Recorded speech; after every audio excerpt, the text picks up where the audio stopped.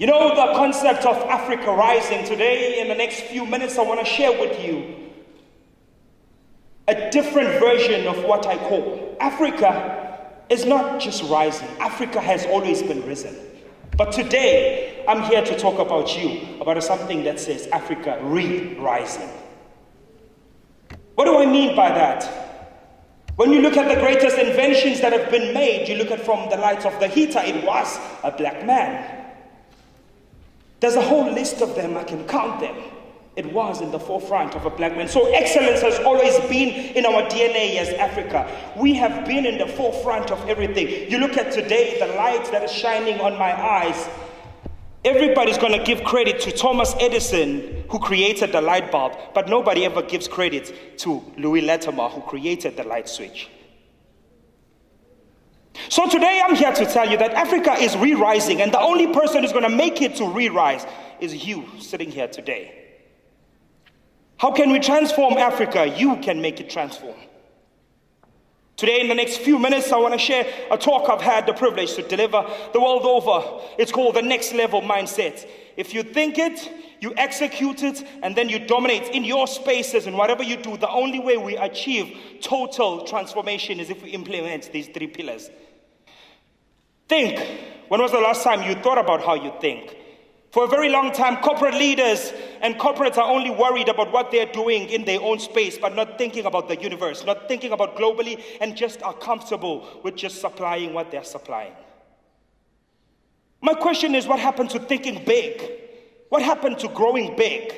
When you look at the likes of Elon Musk, he's our very own product. The USA can try and own him, but he's from here, South Africa. He's creating SpaceX programs that are assisting NASA in the United States to solve some of its most complex problems. Africa does not need pity, it needs opportunity. As an individual now, before I talk corporate, when was the last time you sat down with yourself and thought about your goals, your dreams, the things that you want to do in this world? What mark do you want to leave when you're gone? How are you going to be remembered? Be it is you're a CEO or you're still at a starting level, believe it or not, we all have a reason and a purpose for existing. The question is, look deep down inside of you and think about you. What mark are you going to make? When I talk about Africa, I want to go in deep to how the women of Africa are changing the narrative. The two women you see in your screen are two of the most powerful women in Africa. Number 1 and number 2 on the Forbes list of the richest women in Africa. Why am I saying that? I want to drive a point home. Women in business do not need pity, they need opportunity. Youth in business does not need pity. They need transformation that will enable them to be able to excel at what they do. So if a same woman from the same continent of Africa is able to lead and be an influencer, I believe each and every woman that is here today, you may be inspired because, baby girl, you can do it too. Do you know this gentleman? Does anybody know this gentleman? You do? Who is this gentleman? Come on, talk to me. You don't know him? Did someone say Mampimpi? I didn't hear you, huh? Did you say Penny McCarthy?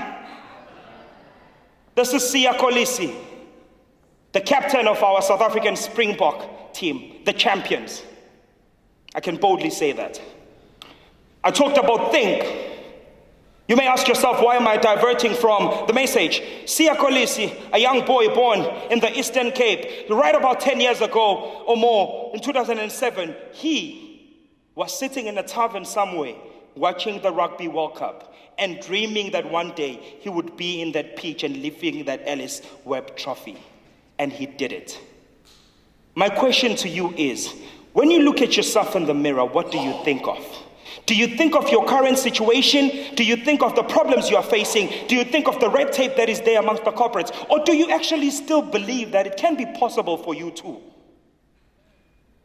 Until we change the way we think, transformation becomes impossible.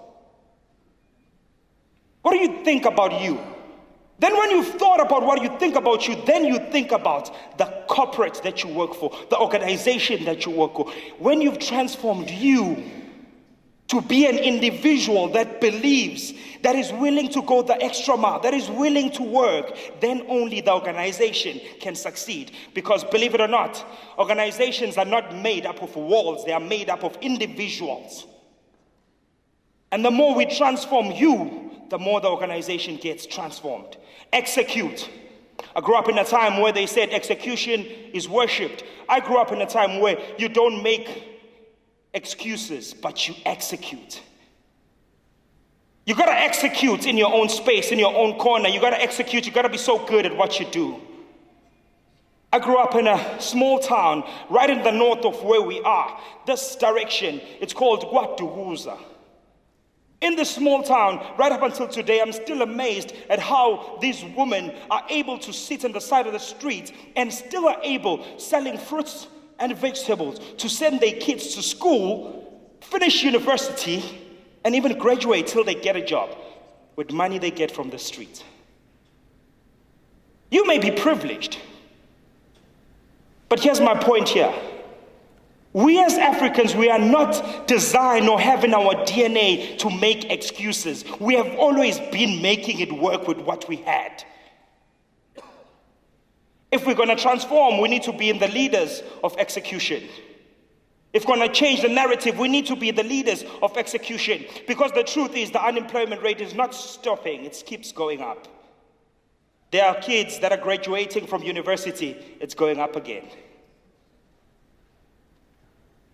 The question is, as corporates, are we executing fast enough to accommodate these kids that are coming? Are we changing? Are we transforming fast enough?